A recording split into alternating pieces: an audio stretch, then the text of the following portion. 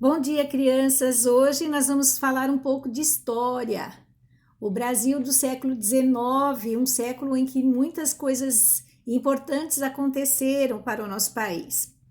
Então, no início do século XIX, Portugal já não era mais um país rico como na época do descobrimento do Brasil. Ele havia feito um acordo comercial com a Inglaterra. E então o que acontecia? Portugal vendia para os ingleses matérias-primas como algodão, madeira, tabaco, que eram levados do Brasil para a Europa, e comprava dos ingleses os produtos manufaturados, isto é, os produtos prontos, como roupas, como ferramentas, pianos, carruagens. E é claro que os produtos manufaturados eram bem mais caros do que as matérias-primas. Daí a dívida que Portugal acaba contraindo com a Inglaterra. Muita parte dessa dívida foi paga com o ouro levado do Brasil para a Europa. Então, o que acontece, né, naquela época também? 1807, a França era governada por um imperador muito famoso na história chamado Napoleão Bonaparte. Esse imperador tinha uma grande ambição, ele queria, né, dominar muitas terras da Europa para construir ali um grande império. E ele então tenta, né, invadir as terras de países vizinhos, acontece uma grande guerra, né, realmente, para essas conquistas. Os ingleses não são vencidos, porque os ingleses ficam lá, a Inglaterra fica lá numa ilha, e o que tinha, né, para chegar lá precisava se atravessar um mar, e a Inglaterra tinha uma armada muito poderosa. A armada são os navios de guerra, o coletivo, lembra? Então, essa armada não foi vencida. E o governo francês anuncia então que irá invadir Portugal. Portugal, o que acontece? Ele dependia economicamente da Inglaterra. Ele não queria perder o seu aliado, que era inimigo da França. E aí então o príncipe Dom João, que governava Portugal em nome de sua mãe, Dona Maria I, que era uma rainha com problemas de saúde, impedida de governar. Então Dom João era o príncipe regente, ele resolve vir para o Brasil. Fugir realmente, né, da invasão. Deixa o povo abandonado e vem para o Brasil com toda a corte portuguesa, os nobres, padres, funcionários do governo e mais ou menos umas 15 mil pessoas. Chega no Brasil no início de 1808, a primeira parada em Salvador, onde toda a corte é recebida com toda a família, né, é recebida com muitas festas pelo povo. E alguns dias depois eles se retiram de Salvador e vão desembarcar no Rio de Janeiro, onde vão se instalar. Então vocês imaginem o que é de repente, né, uma cidade do Rio de Janeiro tão tranquila, pacata, quer dizer, tranquila, né? Tão tranquila, tão assim rústica, tão simples, receber 15 mil pessoas. Não havia lugar para tanta gente. Então, o que acontece, né? O rei de Portugal, aliás, o príncipe, né, Dom João, resolve mandar pintar nas paredes das casas que lhe interessavam as letras PR, dizendo príncipe regente, anunciando então que os donos daquelas casas teriam que se retirar delas para que elas fossem ocupadas por pessoas, né, pelos portugueses. Muitas dessas pessoas não tinham para onde ir. E aí então o povo chamava esse PR de ponha-se na rua.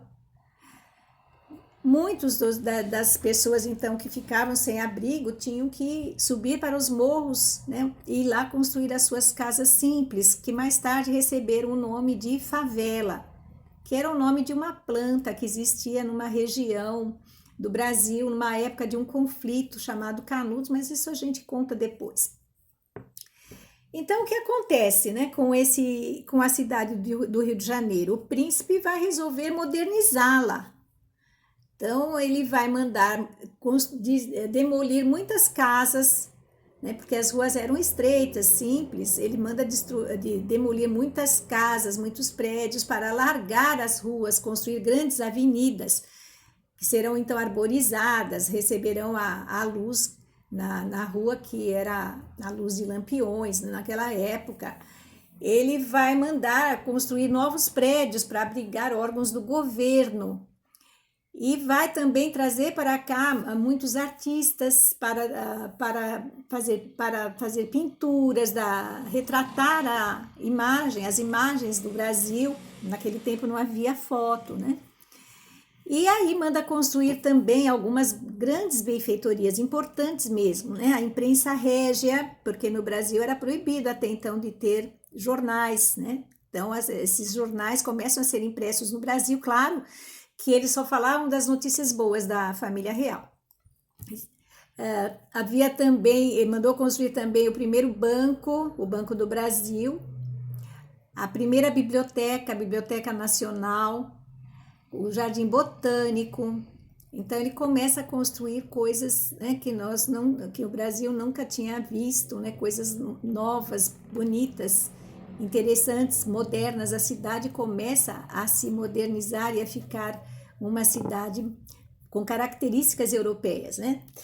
Então as mulheres começam, aquelas que tinham dinheiro, começam a usar vestidos à moda europeia, a se encontrar às tardes nas confeitarias para tomar um chá, e a cidade se modifica. Com a população pobre nada muda, como sempre, não é? Bem, então vamos continuar aqui mais alguma coisinha que nós podemos ver lá no livro. A primeira providência que Dom João toma aqui no Brasil também com a sua chegada foi abrir os portos da colônia, da então colônia brasileira, para as nações amigas de Portugal. Portugal havia proibido o Brasil de comercializar com qualquer povo, né? O Brasil só podia comprar e vender produtos portugueses, né? E vender produtos do Brasil para Portugal e comprar os produtos vindos de Portugal. E aí, com essa abertura dos portos, o Brasil podia comercializar com os países que eram amigos de Portugal. Claro que a França não entra na história, então, né? Então, o que vai acontecer? Em 1815, Dom João vai elevar o Brasil à categoria de Reino Unido de Portugal e Algarves. Então, o Brasil deixa de ser colônia, ele passa a ser a capital, né? A capital do Brasil, do governo do Brasil e de Portugal ao mesmo tempo, né? E ele passa então a ter as características de um Estado soberano. Características, não é um Estado soberano, porque ele não é independente, certo? Ele não tinha sua independência ainda da posse portuguesa.